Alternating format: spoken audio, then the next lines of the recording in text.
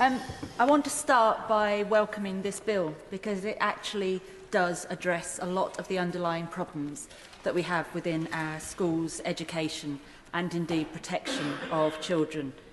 I welcome the Secretary of State's commitment to make this a child-centred bill. I've got to say, I feel disgusted by what the Honourable Gentleman has just said. Can you imagine if you're a victim or survivor listening to that? I'm sure his intent is to get to the truth and get justice, but the language, please think about who hears our words. Sorry, everyone. On the 26th of November 2024, in her letter to the Chair of the Safeguarding Practice Review Panel, the Secretary of State for Education said, "The forthcoming Children's Wellbeing Bill is a vital mechanism for improving the lives of vulnerable children. There is a renewed government focus on tackling child sexual exploitation, which will necessarily include our response to the ICSA recommendations." I want to take this moment as an opportunity to say to the Secretary of State which of those recommendations falls squarely within this bill, and I hope with cross-party support we can encourage the Secretary of State to adopt them. ICSA actually published 20 recommendations that were trying to address the whole of child sexual abuse in this country, to get support for those victims and survivors, to get early intervention to prevent the crime, but also to get the prosecutions that we all so desperately want. Recommendation 1 was for a core data set. Currently, the bill's single-use identifier number is not the same as a core data set. There is a need for a unified set of data which allows authorities to better understand the prevalence of abuse, identifying patterns and informing evidence-based policy making. What we currently have is a patchy, fragmented data system that hinders effective prevention and intervention. ICSA asked for the creation of a single core data set that includes the characteristics of victims and alleged perpetrators of child sexual abuse, vulnerability factors and the settings and contexts in which the abuse occurs. Recommendation 2 would be for a Child Protection Authority for England and Wales. Recommendation 3, a Cabinet Minister for Child Protection, and that needs to be someone that cuts across all the different departments, because that's where we're failing children right now. We do not have a joint approach when it comes to child protection. Recommendation 4, public awareness campaign, and cultural awareness is included throughout the recommendations.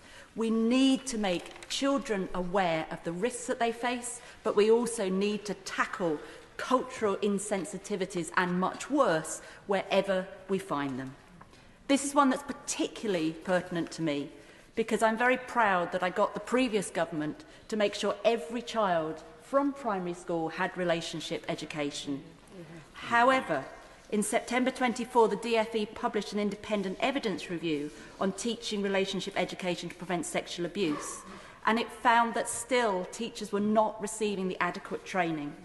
There are not the adequate resources for those teachers, and so I urge the Secretary of State to use this bill to do something about it. Specifically, will she ring-fence RHSE training budgets? I will, of course. Thank you for giving way. A fantastic organisation in my constituency of South Devon called Child Assault Prevention.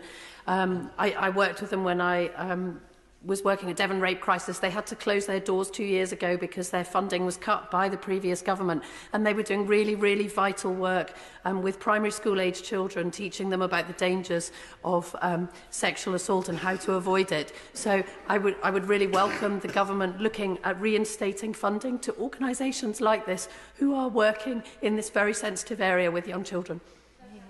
And I would absolutely recommend and echo what she's saying. It's so important. Recommendation 13 is on mandatory reporting. And I was keen to hear the Home Secretary say that this was going to be one of her objectives, but it also needs to cover those in all positions of trust. I'm very, very concerned as well that if we just have mandatory reporting without the resources for the administration to actually act on that, it becomes no more than a tick box exercise, but also the very teachers and training staff that should be protecting children get penalised, worse, prosecuted as a consequence.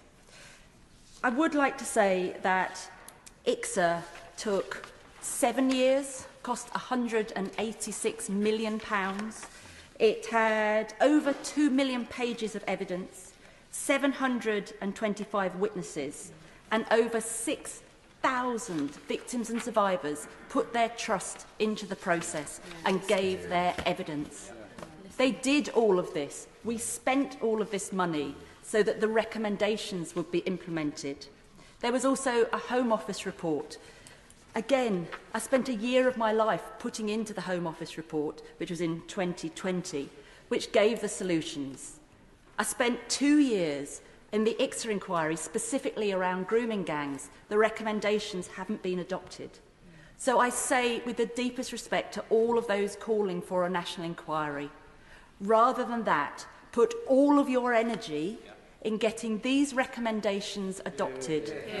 Because with the best will in the world, and you all know me, I'm not making a party political point here, with the best will in the world, another inquiry will mean another 10 years of waiting. And what I want to see, and I truly believe we all want to see, is child protection right now, including the... So I urge, please, members, consider what you're doing. Use the report as the time to make the amendments to get the changes you want.